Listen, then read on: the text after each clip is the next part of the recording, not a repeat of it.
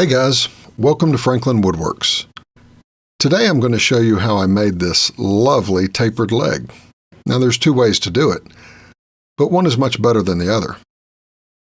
To begin, I made these two legs out of laminated pine, and they are cut to 2¼ inches square and 29 inches in length. I measured one of the tables in my house to come up with the 29 inches, so we'll call this a standard table leg.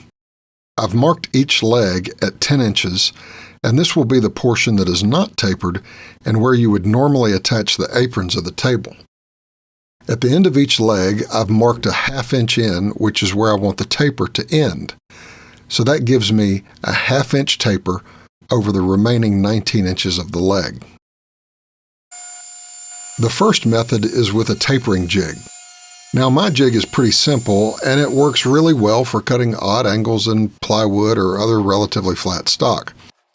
My buddy Drew at Ox in the Shop has got a really nice tapering jig that uses a fence that would help with the larger stock and also makes repeatable cuts a snap. You can check out his video on his YouTube channel, Ox in the Shop. But mine isn't so fancy, and I have to line up the marks and clamp down the leg. No big deal, and if I take my time, I can get excellent results. But after tapering two sides, now I have a problem. I no longer have a flat surface to reference when I make my taper. The only flat reference surface I have left is the 10 inches at the top of the leg. Now I guess I could just clamp that part down really tight, but it would be really dangerous to run it through the saw that way. I could also shim up the tapered ends, but then I'd have to do trial and error, cutting the shim the exact thickness to support the leg safely. But if you have a joiner, there's a better way.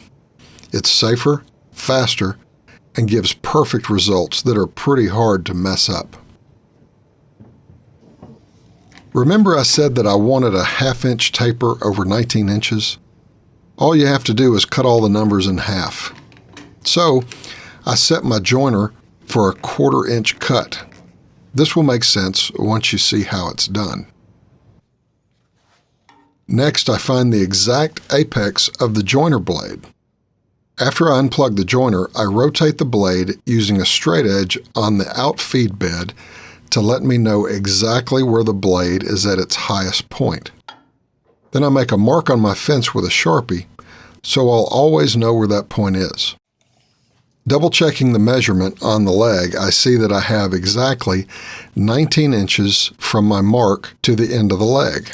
So that gives me a halfway point of 9½ inches. So then I measure 9½ inches from my mark on the fence. That's half of the 19 inches of the taper, and I clamp on a stop block. Now I'm going to show you just how fast and easy this is in real time.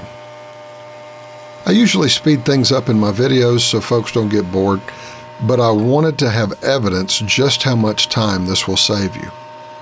If you are starting with stock that is square and dimensioned properly, using this method will give you exact tapers every time. Each side will be exactly the same as another. Here I'm simply starting with the bottom of the leg and running it through the joiner until I reach the stop block. Then I tilt up the leg, removing it from the blades in a way that minimizes the chance for a mishap. I can do all four sides of the leg because the reference surface is the surface you're cutting. You can also use the fence if you want to, since only the first 9½ inches have had wood removed. There's plenty of leg left to use the fence as a reference if you want to. Now once all four sides are done, I remove the clamp and turn the leg around and begin feeding the leg in, starting at the top. Notice that I'm using a sturdy push stick that allows me to hold considerable downward pressure on the tapered end of the leg. That way only 2 points of the leg are touching the surface of the table, the tapered end of the leg and the 9½ inch point where the previous cut ended.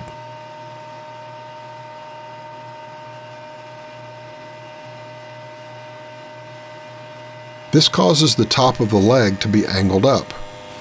As you push the leg through, the blades will not begin cutting until the leg gets to the beginning point of the 19-inch long taper.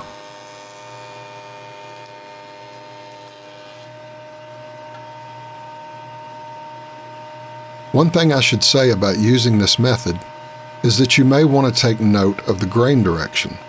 Although I've never had an issue with tear out, it could make a difference if the grain pattern is too crazy.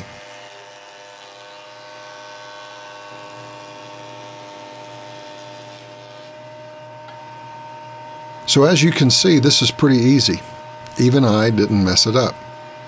And you can taper all 4 sides just as easily as tapering one.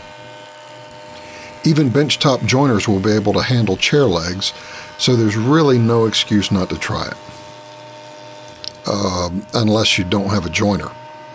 So now you have to go out and get one. If you found this riveting video to your liking, please give it a thumbs up, and if you haven't already, hit the subscribe button. Sharing really helpful videos is very helpful, and we all want to be better people, don't we? Well, thanks for watching, and there you go.